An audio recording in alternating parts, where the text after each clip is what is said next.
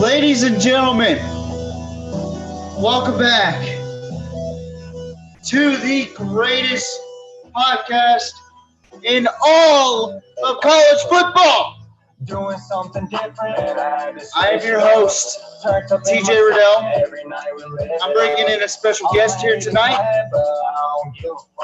And let me just say, it is good to talk about this game, national championship, and I cannot wait to give you all my opinion, takes, along with my special co-host of the night.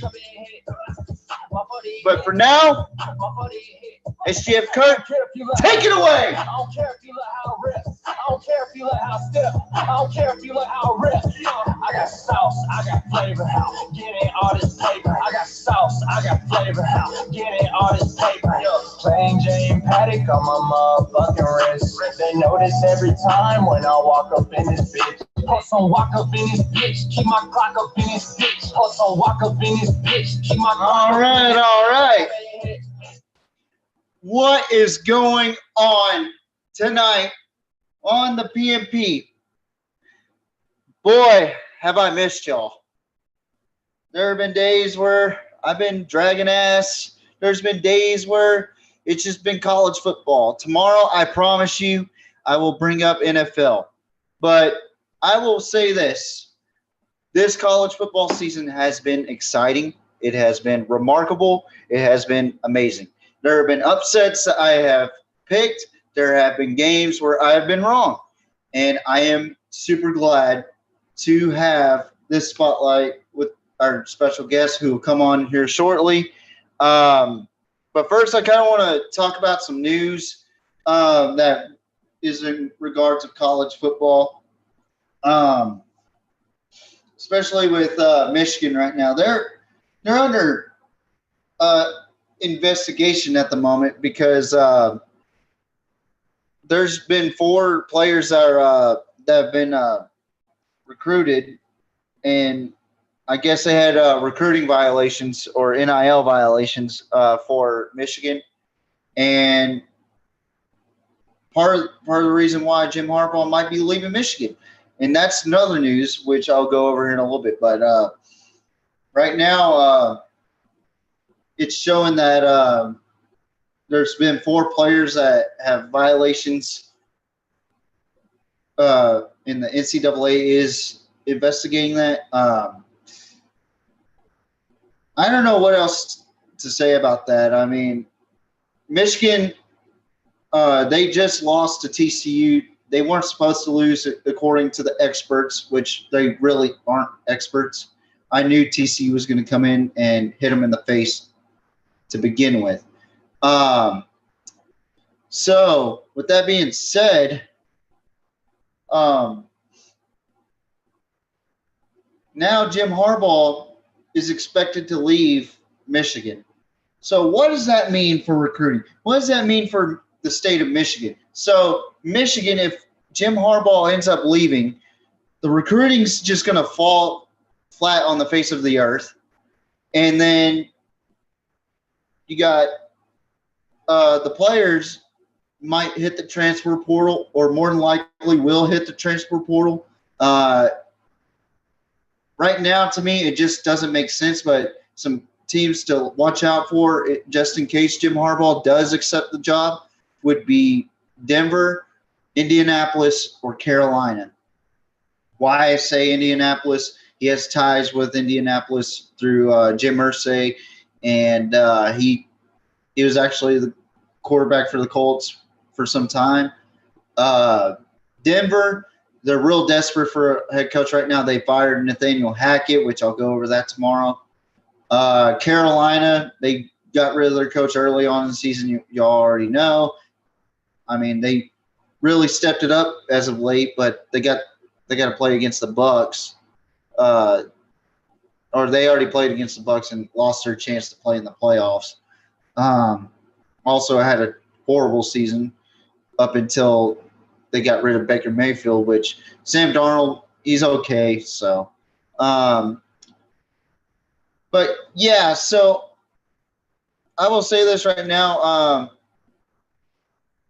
So our next news is what was I going to say? But yeah, we got some news going on right now. Some transfer news. Marshawn Lloyd from South Carolina, he transferred over to USC, so that's a big win for the other USC, the Southern California USC. Then you got from Jackson State, Kevin Coleman. He's transferring to Louisiana. Okay. And then Sam Hartman, Wake Forest quarterback, is now joining the Notre Dame Fighting Irish.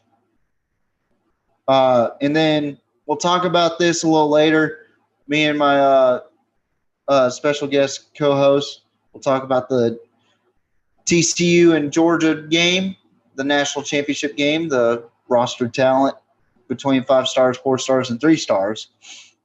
And regarding the Damar Hamlin deal, he's feeling a lot better. He's FaceTiming his players, a lot of progression. It's good for the sport of football, and I'm really glad that he's doing really well. Damar Hamlin is a phenomenal athlete, and he played really well for Pittsburgh. And now he's playing. He played at a very high level when Mika Fitzpatrick went down, and Damar Hamlin has really stepped up his game. And a lot of people wrote him off in the draft, and it's not right to write somebody off whenever you're doing well, you know. And I got to say, Damar Hamlin deserves a lot of good recognition right now, and many more. So Trey Sanders, Alabama Crimson Tide running back, is now transferring to TCU. So that'd be tremendous for Sonny Dykes as he goes into the offseason after this national championship game. Imagine winning a national championship game and then bringing in more good talent, or really good talent, such as the level of DeMarcado or even DeAndre or Kendrick Miller, Keandre Miller. So, I mean, TCU is looking very bright right now as far as transfer and recruiting. So, yeah. So right now we're waiting on our guest host. He's trying to fix his audio real quick, but I just want to thank everybody that has supported the Pigskin Mafia podcast throughout the entire year. We wouldn't have done this entire season without you guys. Y'all are the undisputed champions of watching this podcast. I mean, honestly, I don't know how y'all watch this podcast, especially when I give really good critiques about your team, and also I really just blow off steam about Jimbo Fisher. You know, I don't know how A&M fans deal with me, and I am very appreciative. You know, this season, this college football season has been amazing, and I had so much joy doing this podcast for college football, and mainly college football, because that's been my primary focus, which I should focus more on both, balance a little bit more both. But I did get a good feedback from somebody earlier that you talking about college football and you bringing in college football fans and talking about it brings joy to us college football fans. It doesn't matter if your takes are wrong to us or right to us. It doesn't matter.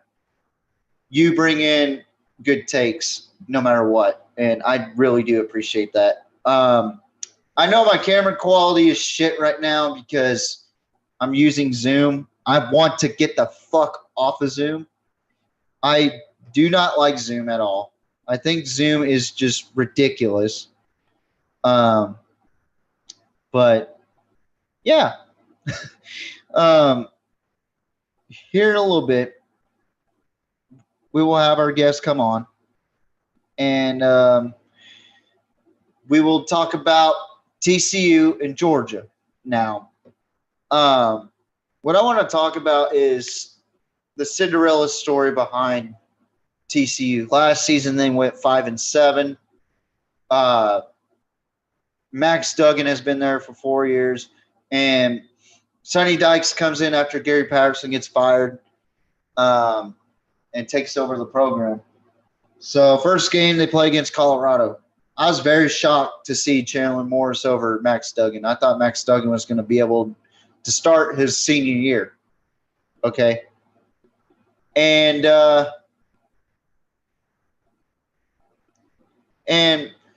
so Chandler Morris goes down. Max Duggan comes in. Has one of the best seasons I've ever seen a backup quarterback have, and just completely runs away with it. Okay? If there was a postseason Heisman, I think he would take it. I really do think he would take it over Stetson Bennett. But I will say, fourth quarter Stetson Bennett is the guy that we want. Okay, and Stetson Bennett in the first three quarters is not the Stetson Bennett that college football fans do not like.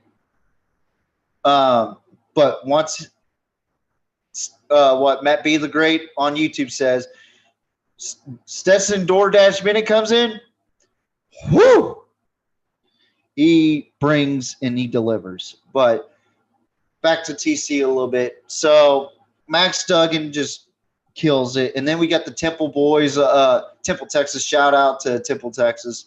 And also shout out to Jared Wiley and Quentin Johnston, who are Temple Wildcats, you know.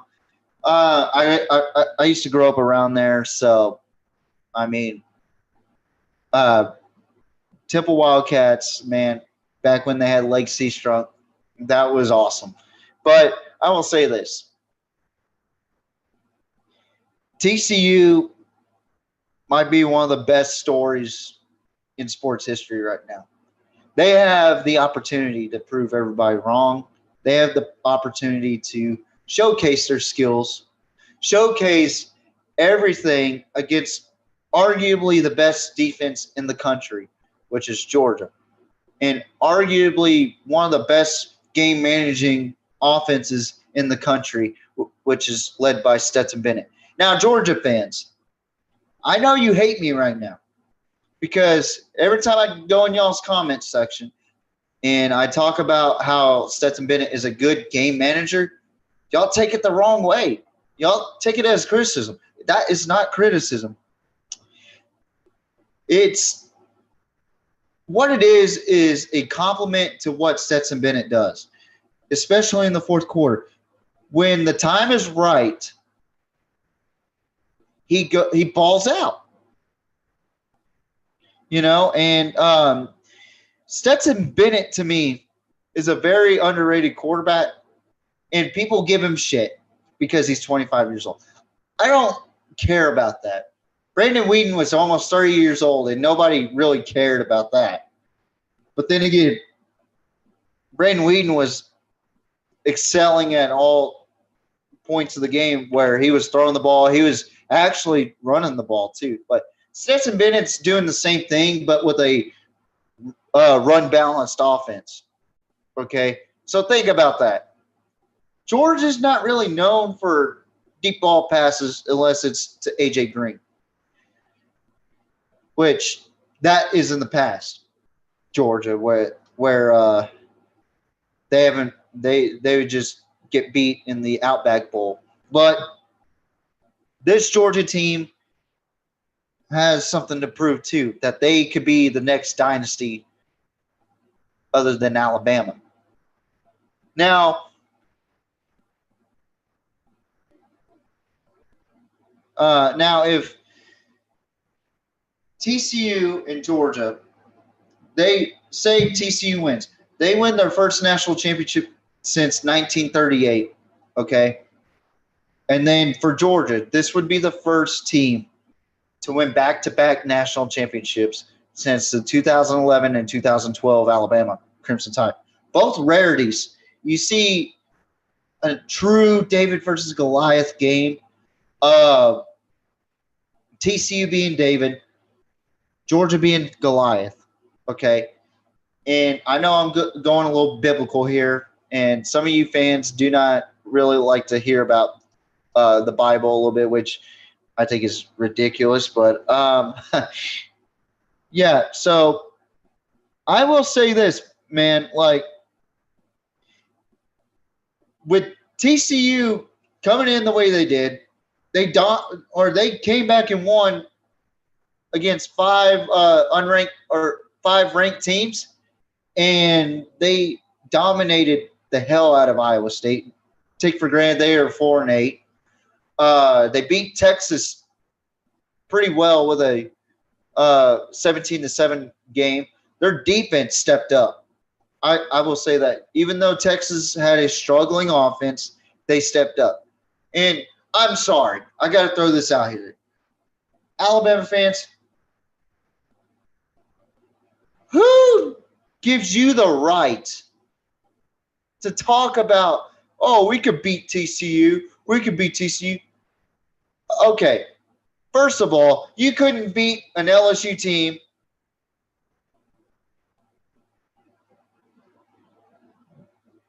Hang on. So you couldn't beat an LSU team that lost to a deflated Texas A&M team that had a head coach, right, that couldn't even run the ball, or he primarily focused on throwing the ball.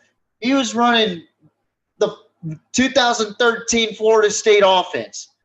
Okay, outdated. Jimbo Fisher is okay. I'm going to go in way too deep on Jimbo Fisher on this national championship game video. I don't need to talk about Jimbo Fisher because I'm just going to lose it. Okay. And another thing.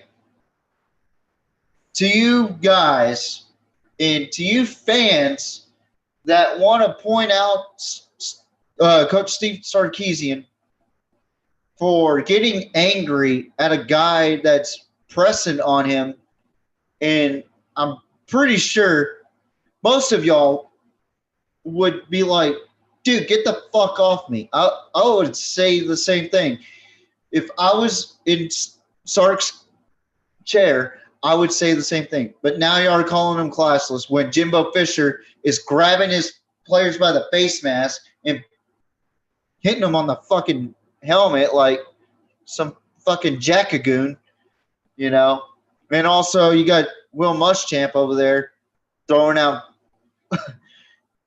Will Muschamp out there wilding and shit, you know, like he's some rock star or whatnot. But I will say this, man. Sark, if you're listening to this, if you ever listen to this, you did the right thing by telling that guy to get the fuck off me. You know, fuck all these haters. Fuck them. They are not in your shoes. So I'm sorry to tell you, couch potato fans, and I'm guilty of it as well sometimes. Let Sark coach the game. And I'm talking about Texas for a little bit because I need to.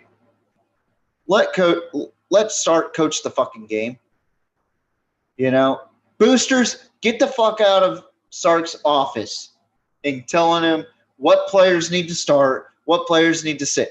That's not how this shit works. If you want to win a national championship like Nick Saban, like Kirby Smart, leave Sark alone.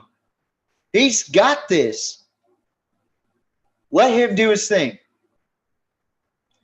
You people that sit in those booster seats talking into the ears of the coaches is what ruins college football. That's what ruins high school football. You know? And I hate to bash booster boosters, but what are you boosting if you're just in the ear of the coach? It's ridiculous. It's unflattering also because it makes the coach want to leave that fucking place.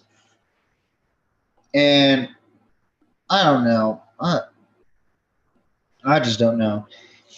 And yeah, so after this national championship live stream, we'll go over the next college video I do, which will be next week.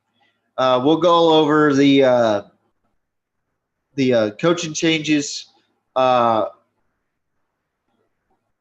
players, in my opinion, who are the top players on offense, defense, and top 5 coaches and bottom 5 coaches. And believe me, I got my list already for bottom coaches. There's plenty of coaches that are on the bottom. Now, then I'll put up what coaches are on the hot seat and what coaches are in the cool seat, And I'm just really glad we're at this point for the PMP to just talk about the national championship game. And we're about to get into it here in a little bit. I'm just waiting on our guest. He's having some serious audio issues right now. He'll be on here in just a second. Bear with him. He's really trying to get on the PMP. So I'm just buying some time. But yeah, so I'm really happy with the way this turned out this season with how we started, how we finished. There were some times where I haven't even had time to go on the PMP by myself. And Caleb tries to do his damnedest to get on too. There's just certain shit that he needs to do. And not only that, he's got a family of his own. I am single, and I wow, that sounded really sad right there. But I am single, and I do nothing else but talk about football. So I'm on here when I'm available. That's if I don't have any other obligations to deal with. And this season, in general, for the PMP was a huge success. We had a successful interview with Moving Miles. We had a successful show with Eric Martin coming on. I shout out to those guys for coming on. And I appreciate them both for choosing the PMP to build their platform on, and to help us build our own platform. And I will say this, man, like now I'm in the talks. I've been talking on Facebook a little bit.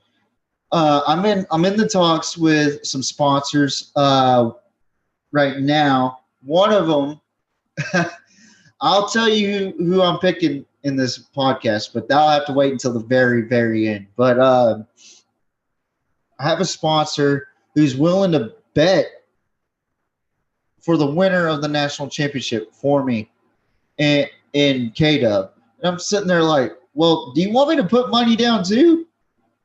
And he's like, nah, I got it. And I'm like, okay. So, yeah, so it's all in fun, and I really appreciate the people that have come on here and watched this stuff, this sometimes bull jive of a podcast, because sometimes I say some outlandish shit, and I'll even admit it to you in person. I'll be like, why the fuck did I say that? So I'm just really glad that we have a really good foundation for our fan base, and we appreciate y'all's feedback. We do. I really do appreciate everyone's feedback that watches the show, and also the ones that actually comment. And I will comment back as soon as I can. Since I'm the one that actually puts up the videos for the PMP and does all that jazzy stuff. All I got to get is Caleb to do is be on time and be pretty. No, but every time Caleb comes on, he delivers, and when he gets the time, he comes on. So I appreciate Caleb for even coming on here, dude. Like, without him, I don't think I'd be able to do the NFL. I think I would just strictly do college, you know, because I'm more in tune with college. I am more fascinated with college football because it is tradition. It is love for me, you know. And, you know, college football is a weird animal too. Like, people that don't really understand college football but watch Madden, they or not Madden, NFL. Goodness, wow. But if they watch NFL, they just go, well, I don't really like college football because the NFL has a lot more competition. Well, if you watch teams like Appalachian State beat a Michigan, beat a Texas A&M, I mean, it's a rarity.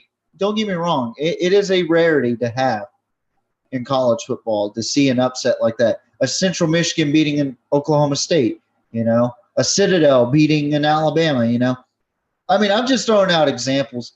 I mean, the last one wasn't an actual score or an actual upset, but you see upsets even in the playoffs now. TCU defeated Michigan, even though I picked them to win. It's still an upset because the rest of America said TCU ain't shit, and TCU said, "Fuck you, we're gonna fucking kick the shit out of Michigan in the first half, and then we're gonna hold that lead, and then we're gonna extend our lead, and then hold our lead again, and then cap off a field goal to make it 51-38. So, yeah, I mean,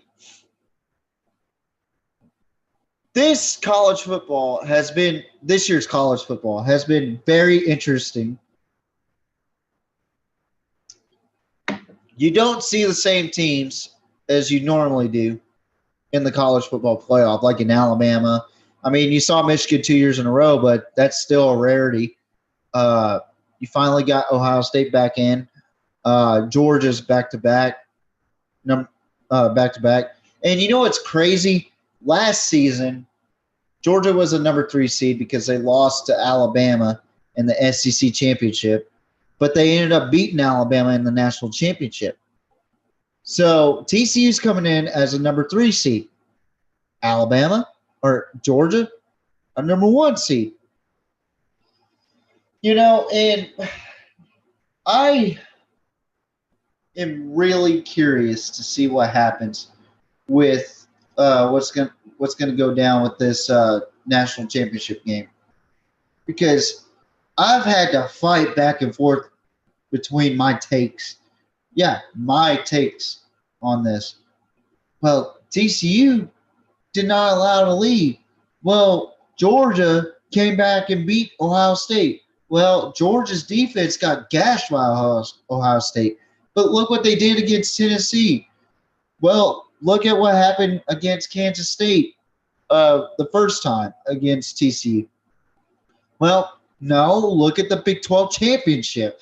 I mean, there's just so much going on in this game. It's so much on the line.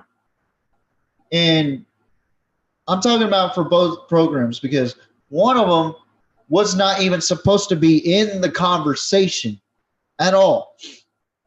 As a matter of fact, they were – hang on, real quick.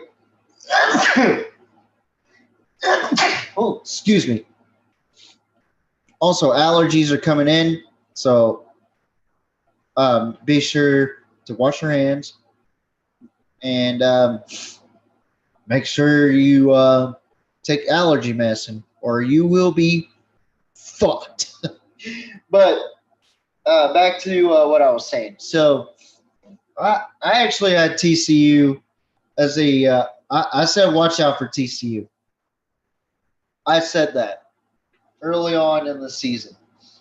But what did everybody say? Do the podcast, TJ. Shut the fuck up, TJ. You don't know what you're talking about, TJ. But I look back in my notes, and I gotta say, I'm very disappointed in myself. ACC champions, NC State, wrong. Big Ten champions, Ohio State, wrong. Big 12 champions, Oklahoma State, wrong. USC as the Pac 12 champions, close but wrong. And SEC champions, Alabama, way wrong. American Conference champions, wrong. Conference USA champions, that's the one I got right.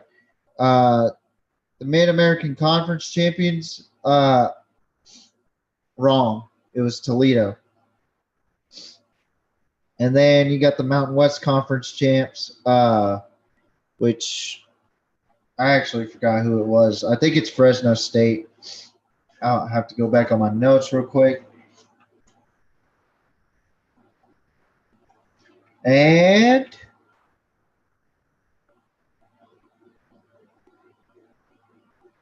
it was Fresno State. Well, be damned. And then you got Sunbelt, Appalachian State. Wrong. It was Troy.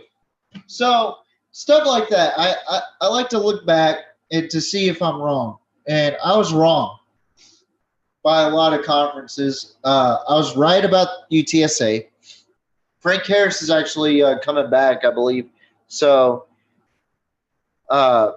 stay wary of UTSA, folks. But I really fairly enjoy this season based on the fact that we saw a lot of teams go up and we saw a lot of teams go down. For instance, Florida State, they went to 10-3. Meanwhile, we got Oklahoma, new coach, new hire. You know, usually they are right on track, you know. But it ended up being not so good of a season. First losing season since 1998 when Bob Stoops first came into Oklahoma. And that was before the Mike Leach era of Oklahoma, which was one season, and then he was the head coach at Texas Tech. But yeah, I mean, we saw a lot of good things happen in college football, and then you had the tragedy of Mike Leach, who passed away, sadly.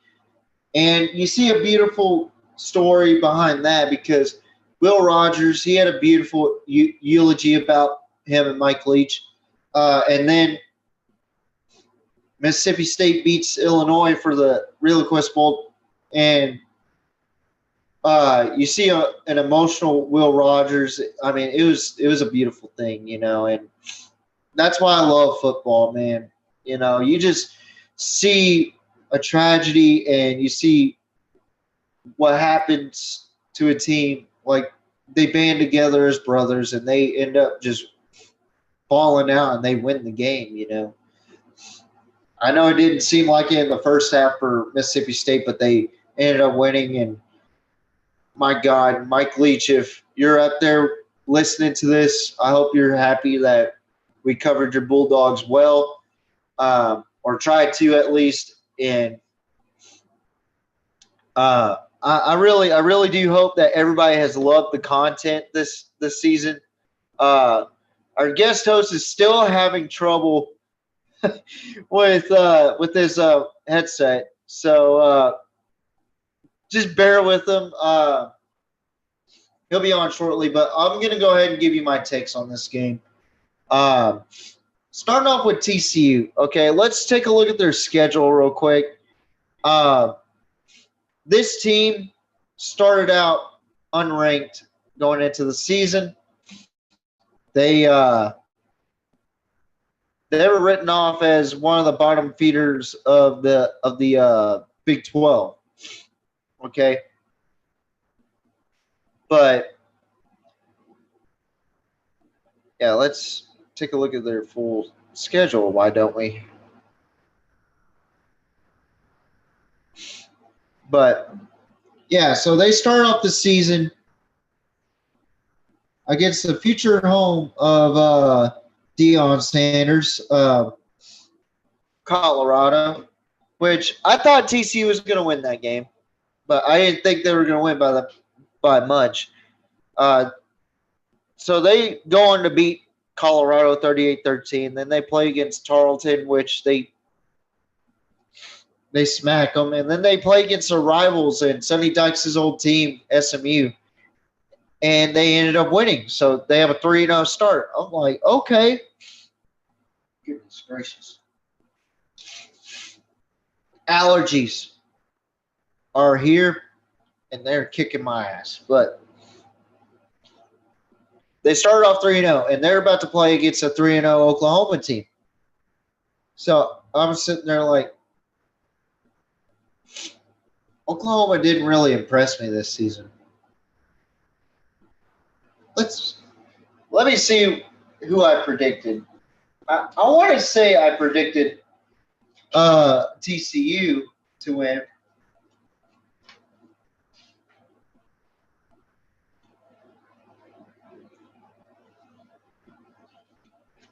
Or did I?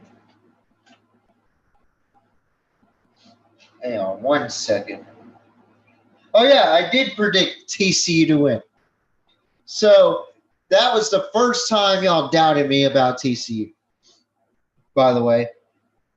So I picked TCU to beat Oklahoma, and they did. So then we move on to Kansas and TCU. All right. So this is week 6. TCU goes on to play against Kansas. I picked TCU to win. TCU wins. Then we move on to week 7, where TCU takes on Oklahoma State. This is what I was starting to tell y'all. I'm telling you, watch out for TCU, but you don't listen. TCU comes back and beats Oklahoma State 43-40 in overtime. I picked TCU to win that. Okay? So then they play against Kansas State for the first time. This is another game that they were down. Okay? And I ended up picking TCU again. They won 38-28.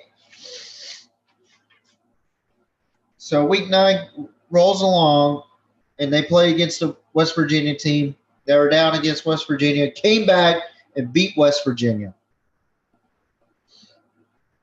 Then they play against Texas Tech, where I had TCU winning again. They beat Texas Tech 34-24. Then they play against my Longhorns, okay? I was not happy about this game at all offensively. Defensively, we played great against Max Duggan and Keandre Miller and Quentin Johnston for a little bit.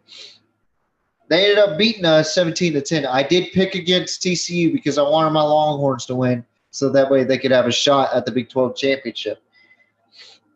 But then TCU wins in a crazy way against Baylor, where then everybody started to doubt Baylor or TCU. And then TCU kicks the crap out of Iowa State.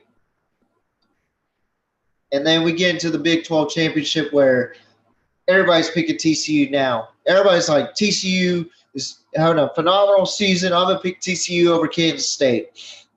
I'm guilty of it too.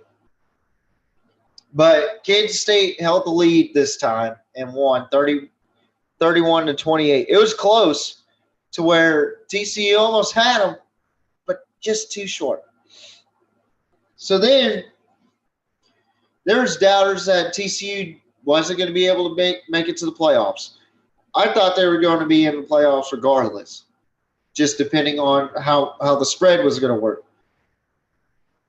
So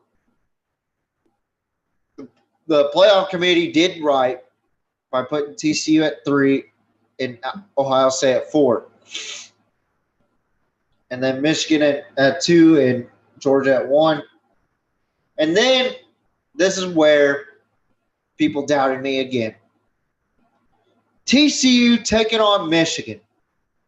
Michigan, that big, bad, running Big Ten offense, okay? And the big, bad defense, where J.J. McCarthy was talking about how that 3-3-5 is easy to run against. And literally run. He was talking about running. TCU smacked you on the fucking face 21-6. And then didn't even let off the gas pedal and just held y'all. Did not even allow a lead throughout the entire game. You know how impressive that is as a team for TCU? Very impressive.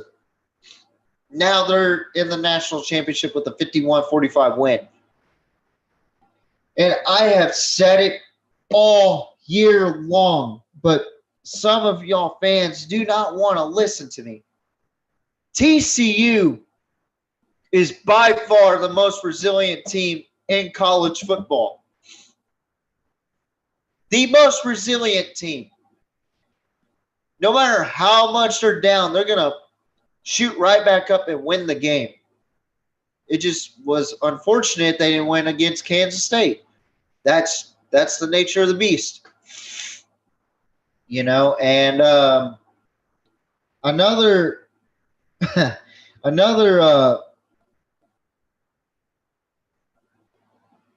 win for me, because I told y'all TCU is going to come in strong. They are going to be good this season. I don't know how good, but they're going to be good. And they ended up being a really good football team this season. And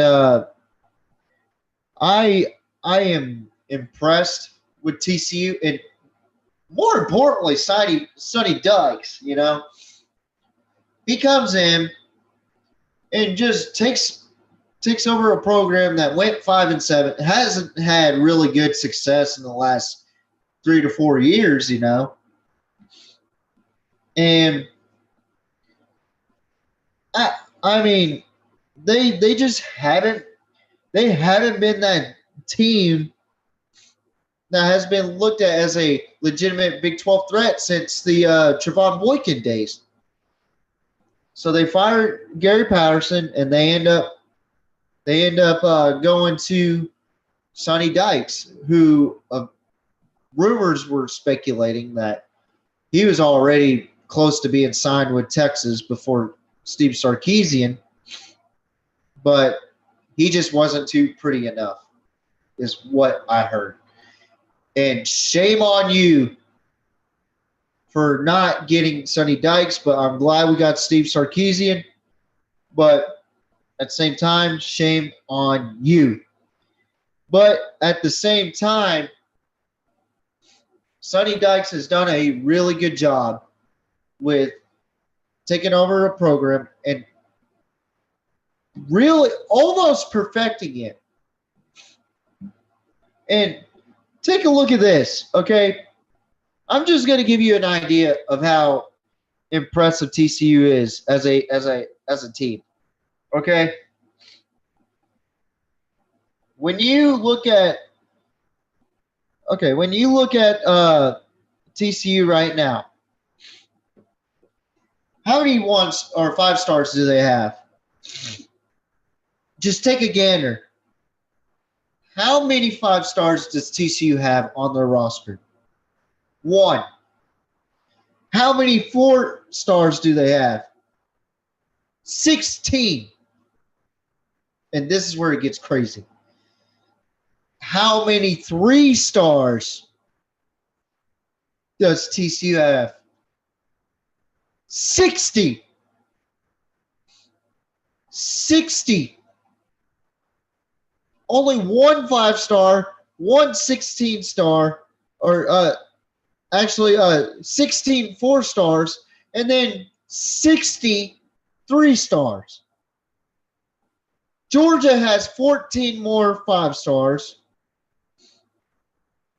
Georgia also has 53 4-stars and only 17 3-stars. Think about that. A team full of 3-stars is in the national championship. Why is that? Resiliency. They are resilient, they are strong, and they are willing to put in the fucking work. Unlike some of these number one recruiting class schools that have a bogus head coach that's paid out of the fucking ass right now for no reason. No reason. Just to have the same record as Kevin Sumlin or worse. And I know I'm bashing Jimbo a lot on this pod right now, but it's the fucking truth. If I can't tell you the truth, then why be here, you know? If I can't spit facts about Texas A&M, then what good am I? And the point of being a Texas A&M hater, and I am one, is to encourage you guys to see the light of what I'm trying to tell you. I'm actually giving you facts, A&M fans.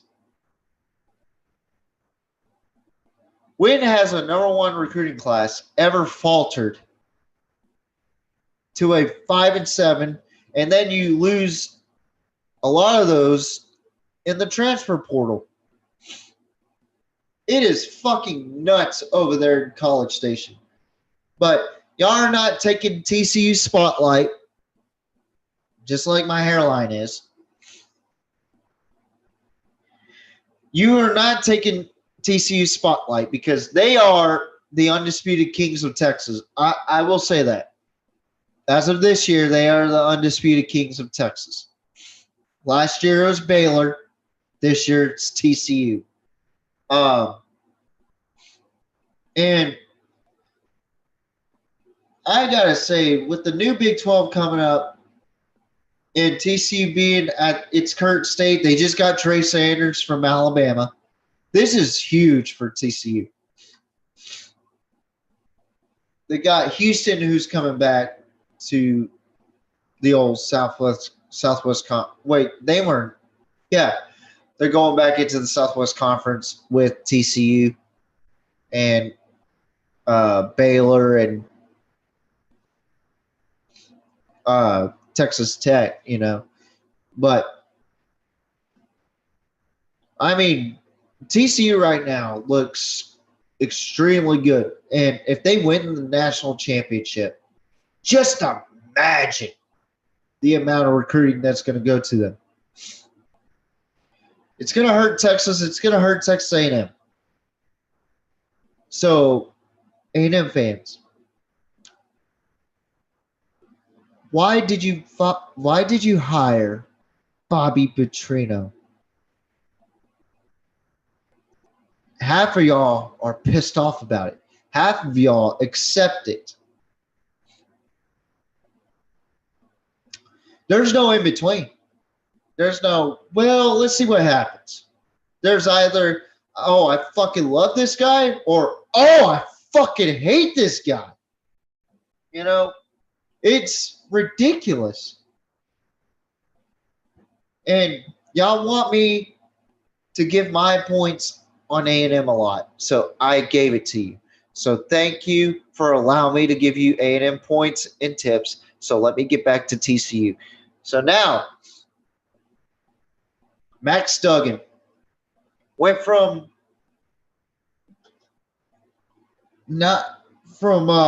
almost not playing at all due to a rare disease that he had to being, I want to say he was second for national championship. I really do want to say he was second for national championship.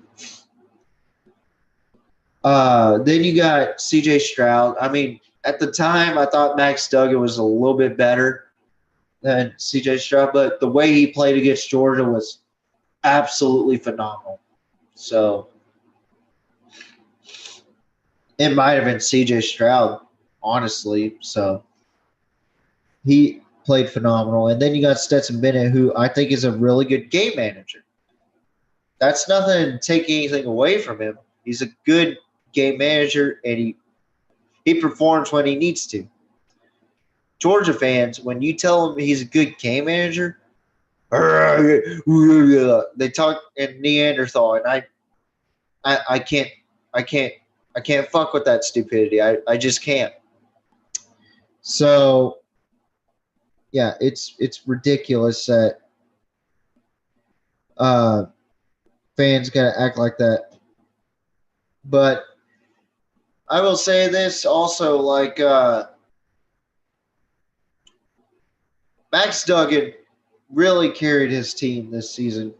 And I'm not saying it like he was the one that was actually pushing or that was actually scoring all the points. I'm saying like as a leader, he carried his team like George Washington going through the Delaware River. And they were stacking wins left and right. They hit an iceberg, but they were able to climb back and get into the playoff, beat Michigan, and now look at them. They're in Los Angeles, going to play the number one team in the country in Los Angeles on Monday. So, yeah.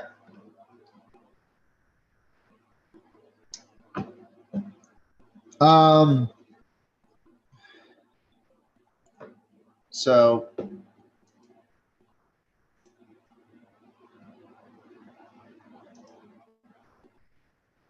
yeah, I mean, this is just one of those deals where we as fans have to appreciate the game of football, especially college football. You get a rare commodity. TCU comes in, has a backup, almost winning the Heisman for them. Almost wins the Big 12 championship, but they failed at the end, which they didn't fail by much. They actually didn't fail. Max Duggan performed his fucking ass off, you know, and I couldn't be more happy about that for Max Duggan. He was a hell of a player. He has been a great player, but he played his fucking ass off in this season. And then you got Keandre Miller, who was a back that was really overlooked this season. He performed like he was one of the top backs in the college football behind Blake Corum and Bijan Robinson.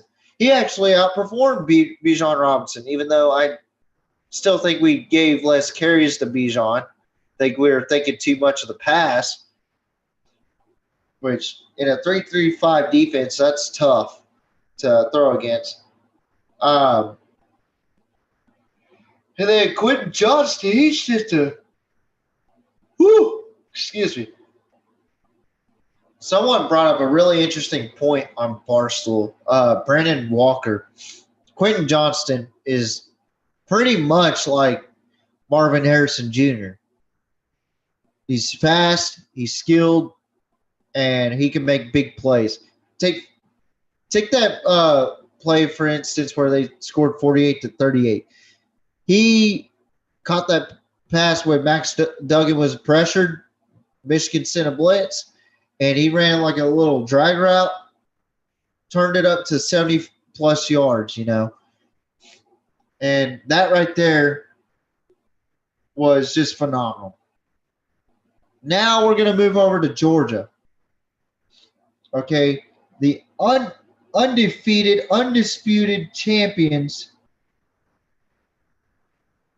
of last year's well, they weren't undefeated last season. They lost to Alabama in the SEC championship. But Now they're undisputed champs of last season. Where they're defending. Oh goodness gracious! They are defending their national championship for the first time against a team that hasn't been to the national prominence in over almost 100 years. Well, almost 90, really. If you really look at it, 85 years ago, TCU won the national championship. But let's take a look at Georgia. They were ranked number 3 at the start of the season. They beat the fuck out of Oregon.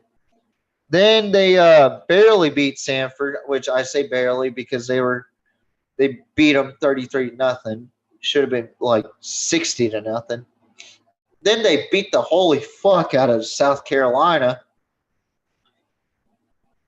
And then they beat Kent State 39-22, which that was kind of concerning. Then they played against Missouri. They were down big up until the fourth quarter.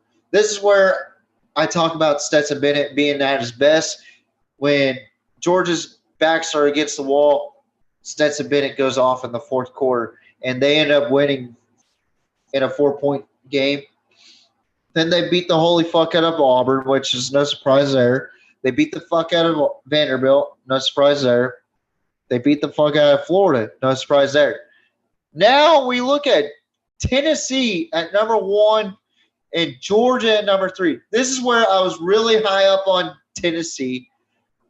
And Georgia was kind of concerning me because the Kent State and the Missouri game kind of,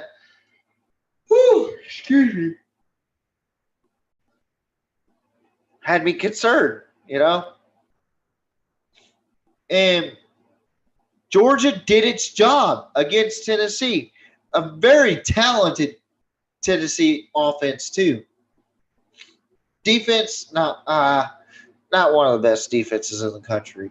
I will say that. And then they beat up on Mississippi State. And then they have a really surprisingly close game against Kentucky. And then they beat Georgia Tech again. And then they go to the SEC championship game against a LSU team that's red hot up until they lost to Texas A&M, where that fire was extinguished because they didn't show up until late in this game. Georgia ends up beating the fuck out of LSU. And then we get to the playoffs. I thought Georgia was going to – I will be honest with you. I thought Georgia was going to handle business and beat Ohio State 38-21. Man, what a fucking game that was. And Georgia had to come back. And they ended up coming back. Stetson Bennett made some really good passes in that game, especially in the fourth quarter. He did not play his best in the third quarter. But the fourth quarter, my God, it was a different quarterback. They won, but they got lucky. And here's why I say they got lucky. CJ Stroud played his fucking ass off in this game. And he hasn't really ran the ball very much. He ran all over that Georgia defense. So that told me something right there. If CJ Stroud can run against Georgia's defense, think about what Max Duggan can do, especially with Keandre Miller, DeMercado in the backfield. Think about that, guys. Like, it's not rocket science to think, okay, if they get a running quarterback, Georgia's going to have trouble. But then Georgia has time to develop and learn how to stop this rush attack from the quarterback position. They're not used to seeing rushing quarterbacks. Like Will Levis, he's not a really – he's more of a pocket passer. Will Rogers, pocket passer. Hendon Hooker, he'll run the ball at times, but he doesn't really run that much. Florida, Anthony Richardson, he'll run sometimes. Vanderbilt, I could care less. Auburn, eh. Missouri, they really didn't have a running quarterback in that game. So the only true running quarterback they played against was Jaden Daniels, which they did a really good job holding against him up until late. Well, actually, they actually didn't have Jalen Daniels in that game, so C.J. Stroud hurt Georgia. So imagine what Max Duggan could do to that Georgia defense, because this isn't the best Georgia team that we've seen. Just like the old Alabama teams with Blake Sims and all them, they're not the best Alabama teams, you know. So, well, with Georgia, they are very confusing to me. One moment they struggle against teams they shouldn't struggle with. Then they dominate against teams that they should lose to, in my opinion. But then Ohio State comes in. This was a game that I thought they should control. Not dominate, control. So like a 38-21 score. They were being controlled in the early part of the second half. 38-24 with time running out, and Stetson Bennett clicks it. He's like, okay, we got to go. And, man, what a comeback, what a win for Georgia. But Georgia's defense has to step up if they're going to be able to play against TCU. Now, TJ, that Georgia secondary looked very vulnerable against Ohio State. How do you think TCU is going to be able to throw the ball in this game against Georgia? Do you think Georgia's going to play better? I think they're going to play better, but I think TCU's just got some dogs in them, you know. And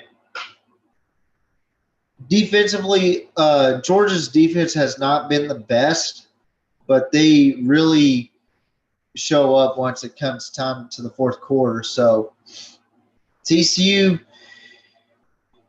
you can't let up against Georgia. You got to play all four quarters, and you got to be up at a certain point to where you could be comfortable, which you almost got too comfortable against Michigan up until that Quentin Johnston touchdown. I figured it was over after that. So what is going to happen in this game? So I think both teams are going to go to SoFi Stadium, which they're not allowing tailgate, which is bullshit. And what's going to end up happening is that I really do think this is going to be a fun contest. I think both teams are going to come out swinging in the first quarter. We're going to have a tie ball game in the first quarter. Second quarter, I think TCU is going to build a little bit more momentum, and they're going to be up by 2 possessions. And then right before the half, Georgia's going to score either a touchdown or a field goal. Okay. Now, why do I think this? Because TCU plays with an attitude that you're going to look down on me? Well, fuck you. I'm going to hit you hard. You know? So TCU is one of those teams that you got to watch out for because of the fact that you don't know what's going to happen. They are some of the most unorthodox teams I have ever seen in my entire life. TCU at one point could be running through that fucking team like Tin Horn through a shit through Tin Horn, you know. And Georgia, they could be down by 26, and then fourth quarter comes around, they score 32 on you to win 32-26. So you don't know what to expect from both these teams. So I think TCU is going to play balance in the first half to make it 28-21 or 28-17. Second half, TCU is still gonna play a little bit, score a touchdown, maybe kick a field goal with that touchdown to make it 38-17. But also Georgia kicks a field goal, makes it 38-20, and then you got a touchdown from McIntosh to make it 38-27. Okay. So now, fourth quarter, 38-27. What's going to happen? What is going to happen, TJ? Is TCU going to run away with it, or is Georgia going to end up sneaking it in? Well, let the college football guru tell you. Because here's what's going to happen. Stetson Bennett is going to get fired up. Touchdown, Georgia. 28-24. Max Duggan and the Horned Frogs drive down the field, but they end up just kicking a field goal to make it 41 to 34. So a 7-point game, right? Georgia scores again. 41-41. TCU comes in, scores a touchdown, makes it 48-41. Georgia drives down the field. TCU stops them. Clock expires.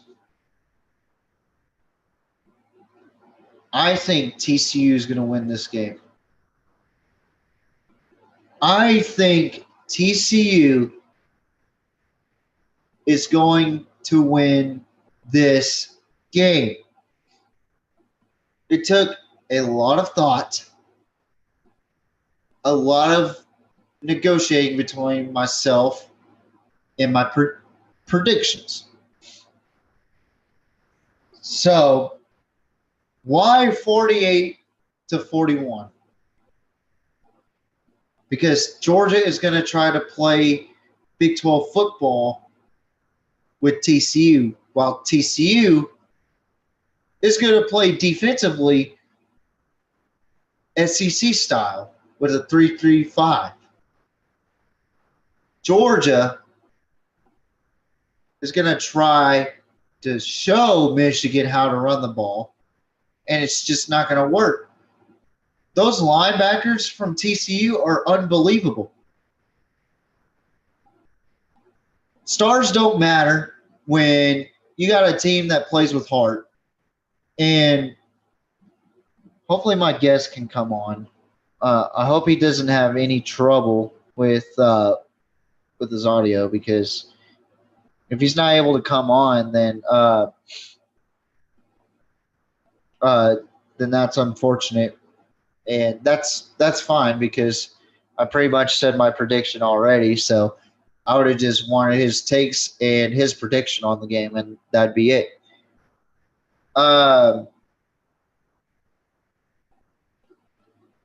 But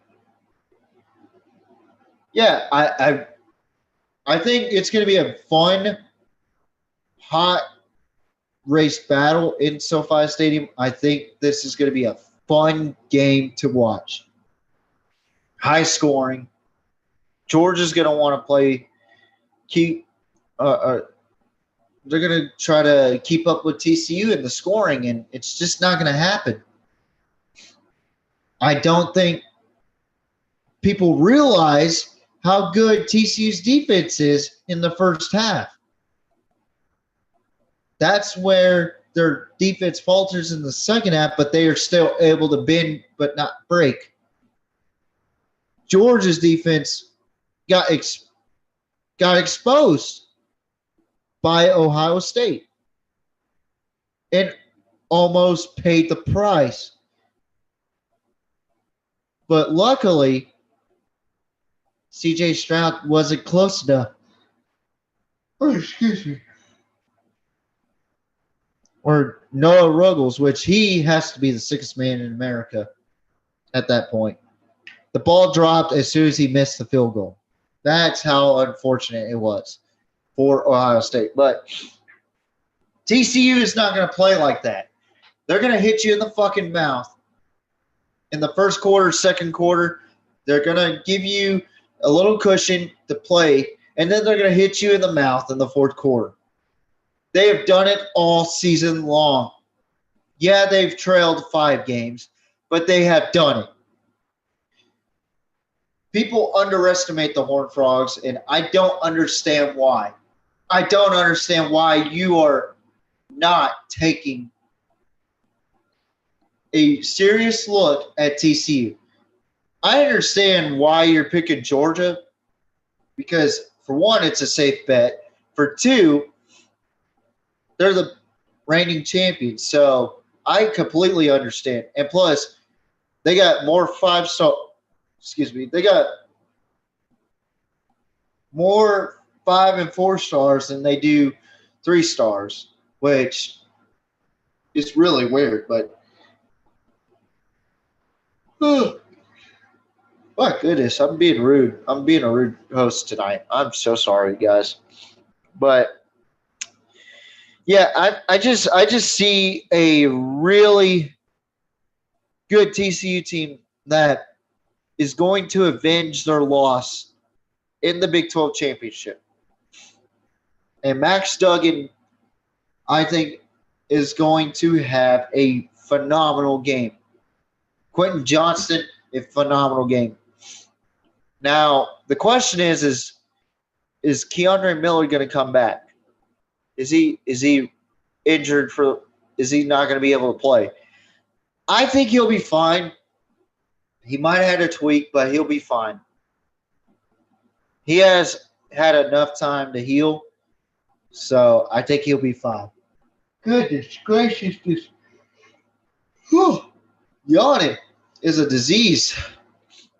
But DeMarcado really stepped up last game, so I have full confidence that the TCU Horned Frogs, you heard it here on the PMP. Again, I have only doubted the Horned Frogs one time, and I have paid the price. I paid the price, people. Y'all see this? Disgusting. I had to pay the repercussions. Why?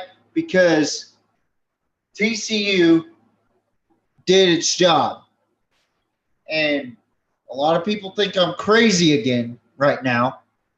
The people that are watching are thinking, TJ, you are picking against the number 1 team in the country.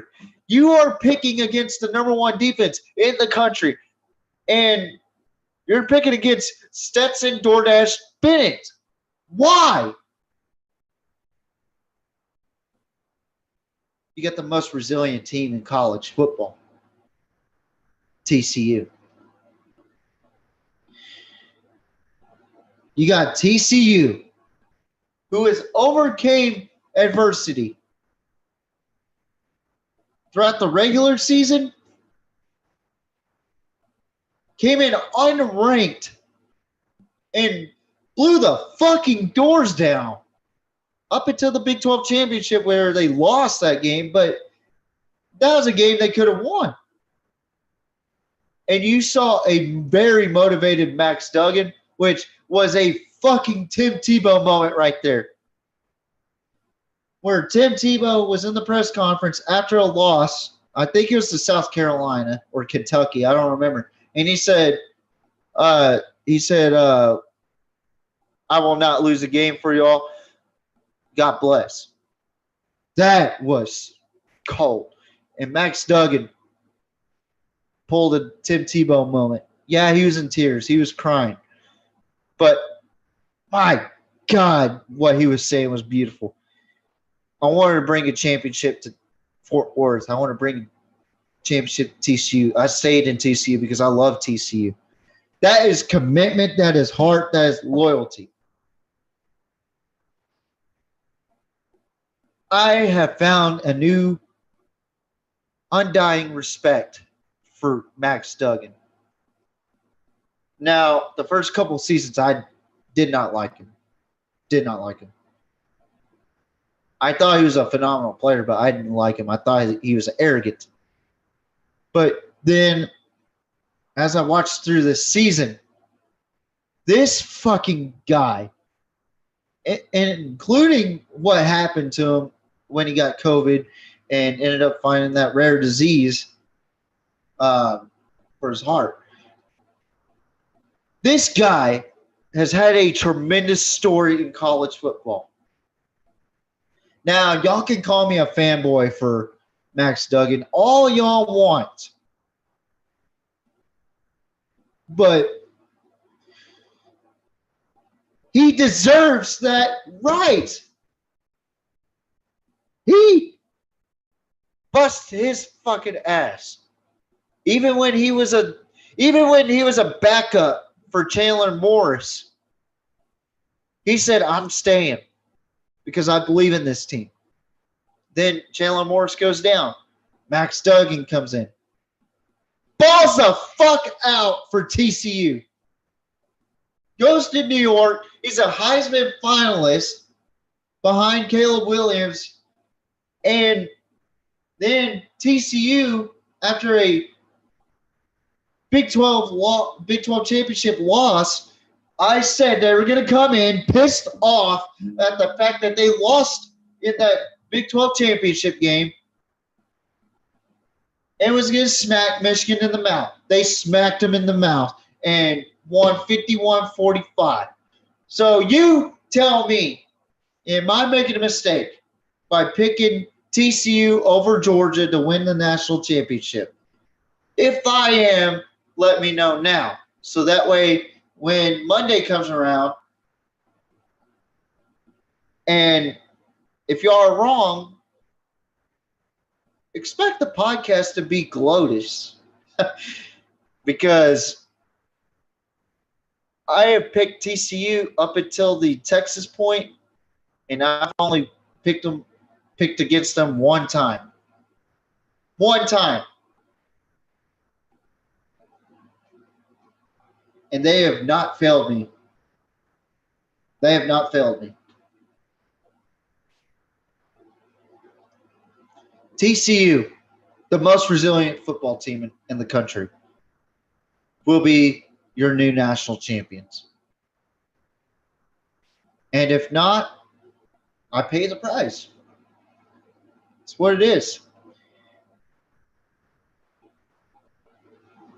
I love doing this shit, and I love talking about my takes and whatnot. TCU is a very interesting take because you never expected to see them even close to a winning record. I predicted they would have a winning record. You didn't think they would be in the Big 12 championship. I didn't either. You didn't expect them to be Fiesta Bowl champions. Neither did I. This is a learning curve for all of us. Do not doubt the Hypnotoad.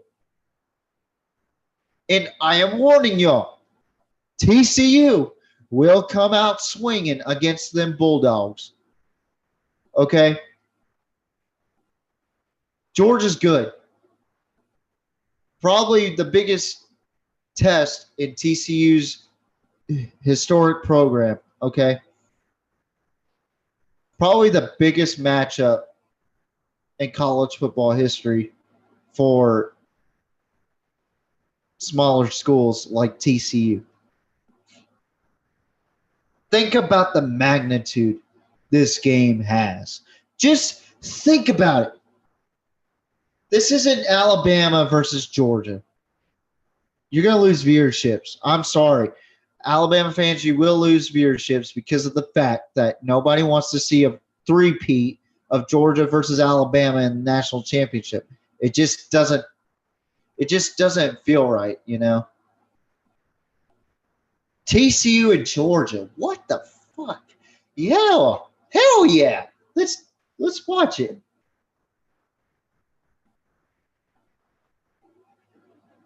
Just think about it, guys. Just think about it. So it looks like our guest won't be available tonight to talk about his thoughts on the national championship or his prediction. But I do have Caleb's prediction. He's going with TCU as well. I don't know what his score was. I forgot. But I will say this before we close this out tonight because it is getting late. I am sleepy for obvious reasons. I've been up since 5:30 this morning arguing with Aggie fans again, which that's becoming a routine thing, which I love doing that. So this season has been one of the most exciting seasons I've ever experienced in quite some time since 2007. I'm very fortunate to be y'all's guys' podcaster. Y'all could go to Skip Bayless or Shannon Sharp, or y'all could go to Joel Klatt. He is an amazing podcaster. Okay. I really do appreciate each and every one of you that has watched this show. It doesn't matter if you only watched it one time. I really do appreciate each and every one of you. New people too, and the non-subscribers. I appreciate you guys for coming in and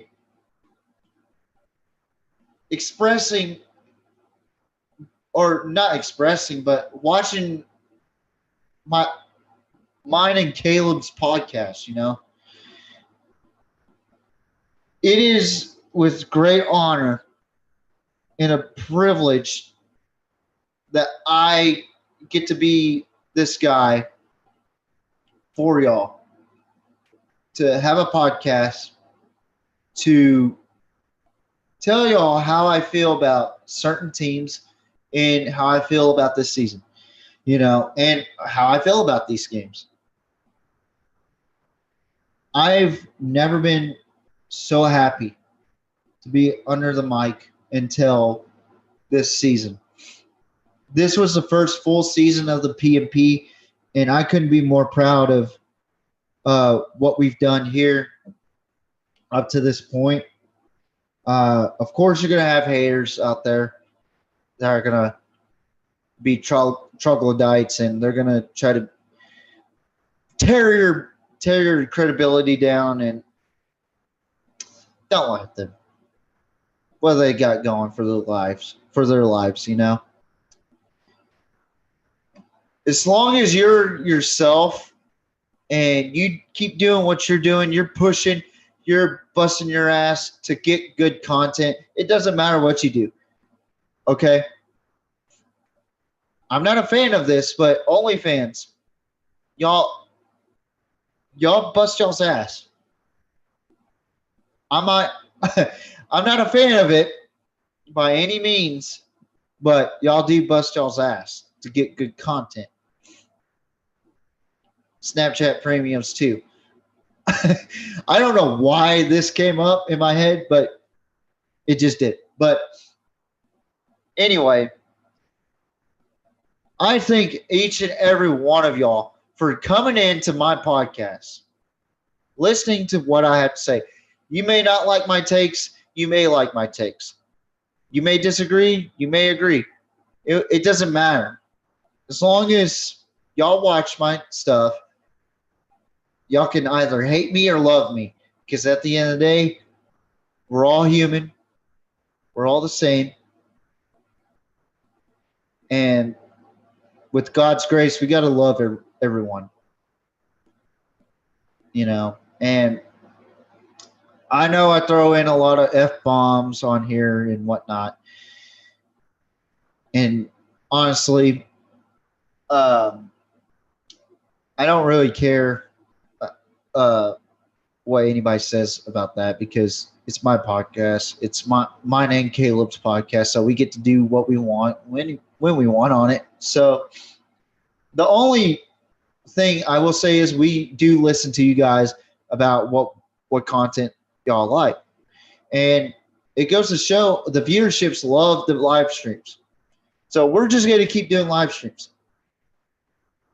And I'm excited to announce that we will be doing the XFL and USFL. We will be covering the USFL and XFL. It is just to keep us busy. It's to make sure that we're staying on top of our game. It's also developmental. So me and Caleb are still working on it. And if anyone is wanting to come onto the pod for even for a 15-minute segment, just to come on, and just to talk about your team, I am more than I am more than happy to have you on just to give your insight on, say, the Indianapolis Colts. Say you're Jalen from Ingleside, okay? Give your thoughts on the Indianapolis Colts and how they need to better in the offseason. That's what we're here for. We give our inputs. We may be wrong at the end of the day, but we think we're right. We give our inputs. Okay? In this platform here, with this mic right here, comes with great power and greater responsibilities, just like what Ben Parker said off of Spider-Man, But I know this podcast has been super long tonight, and I really have been talking a lot tonight, and it's already an hour and 30 minutes right now. So yeah, I mean this has been a great year for the PMP. From the interview to the interview of Boobie Miles, Eric Martin, the founder of OMW Recruiting, to making predictions, giving our points, where I yelled at Dallas for not giving me compensation, which they still didn't, for losing, But this has been a fun time, and it takes a lot of stress off my mind. This has been a really good thing for not only me, but for Caleb as well when he gets on. It's to take your mind off of reality and to just have fucking fun, man. That's the whole point of this podcast. I give my thoughts. I could be very wrong about your team, especially Texas A&M. I like ribbing A&M fans because I know what ruffles their feathers. And at the end of the day, we're all the same. We're all happy. And it's part of a rivalry, you know, a beloved rivalry, which will come back soon. But, I mean, we're all human. We all have to love one another, you know. And I'm not trying to sound like a preacher, which I am no saint by any means. You know, I've done some things I regret. You know, I really have. You know, but I really appreciate everybody that has participated in the PMP. Booby Miles, Eric Martin, K Dub, Jay Henderson, Nate Wilburn, those guys, you know, especially K Dub, man. He puts in a lot of work for having a kid and having a major job for where he works. And I don't give a whole lot of credit to myself because I feel like it's selfish. But with me working a 12-hour shift, working a DuPont schedule, which is a weird schedule, by the way, guys. It's an interchangeable work 3 to 4 days, and then you're off for a couple days, and then so on and so forth. It takes a beating on you. And then I also do another podcast for South Texas football. It's the Gridiron 64 podcast. Shout out to Tony Pena and Gabriel Trevino for allowing me to participate in that and give my thoughts on South Texas football and allow me to commentate for South Texas football. And I really, really appreciate everybody's support on there as well. From the Gridiron family to the PMP family. I appreciate each and every one of you. With the bottom of my heart, dude. And this would not have happened. The PMP would not have happened if it wasn't for you guys. But let's grow this PMP. Let's get this number up. Get it from 32 to 100,000. Okay? Let's get the viewerships up. Let's go. And, you know, I've been talking with sponsors. And they see how passionate I am about this. And they love it. They're willing to throw money for this project. This was a project. Now this is a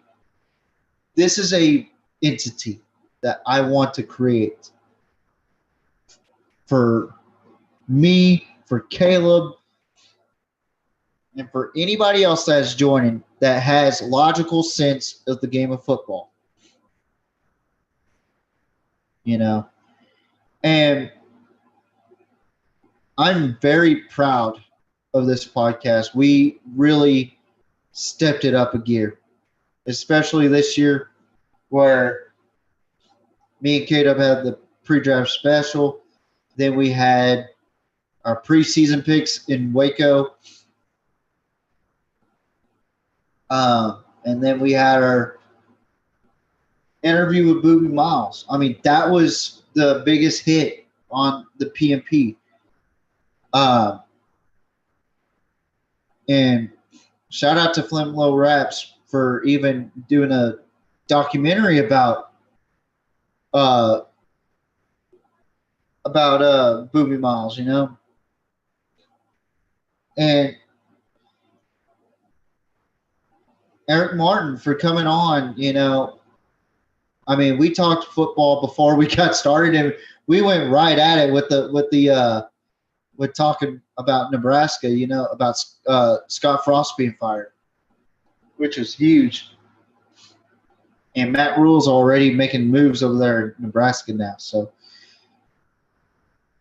and I want to also thank SGF Kurt for allowing me to play his song on the PMP and to give him exposure, to give him his content, his platform. The dude busts his fucking ass. He's been making deals. You know, that guy, I've known him since high school. He is a genuine sweetheart. He is fucking awesome. If you ever get a chance to talk to him in person, he is the coolest motherfucker in the world. And I have nothing but respect for him. And I hope he excels. You know, I hope we both excel with his music and mine and Caleb's entity that we have right here. I hope we all excel, man. And I hope we all excel too. I really do hope that y'all do well at y'all's jobs. It doesn't matter where y'all work, in the oil field, McDonald's, it does not matter. I hope y'all get that promotion. Just think about it this way. What can I do to better myself? What can I do? Easy. Get up in the morning, drink your coffee, kick some ass. Don't be that guy that's miserable to work. Be the happiest motherfucker at your job. Be the most eccentric at your job. You may be hated on because of it, but fuck the haters. Just smile. Smile at them fools, because at the end of the day, you're the winning motherfucker. They're not. And that's real talk. You know, I watch a lot of Coach JB a lot lately, and I swear he has really latched on to me as of late, where he's talking about real life shit, and honestly, it needs to be talked about. Real life shit needs to be talked about, you know? And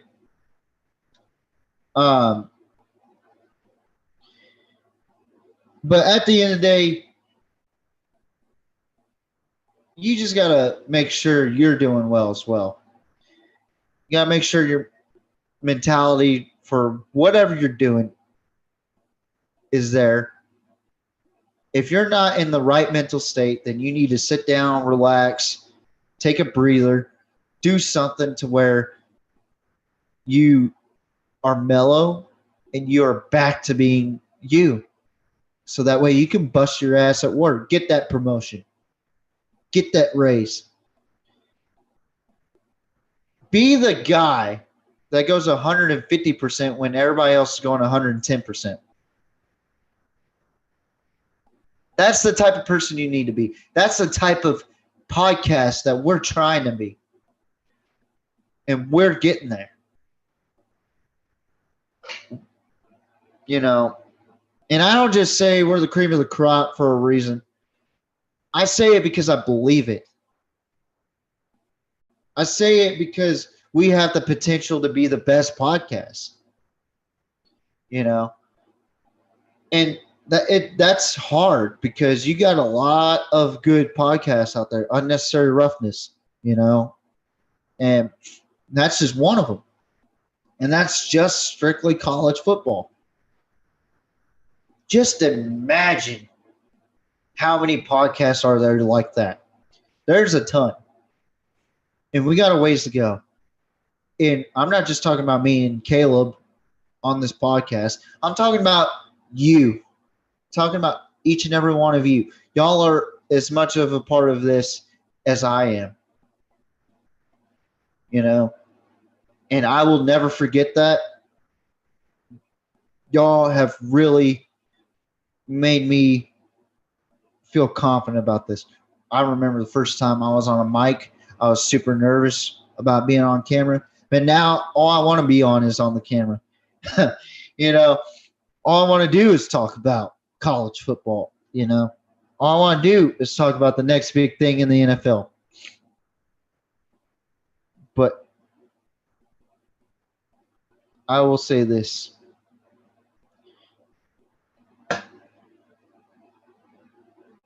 Haters going to be mad, but I don't give a fuck.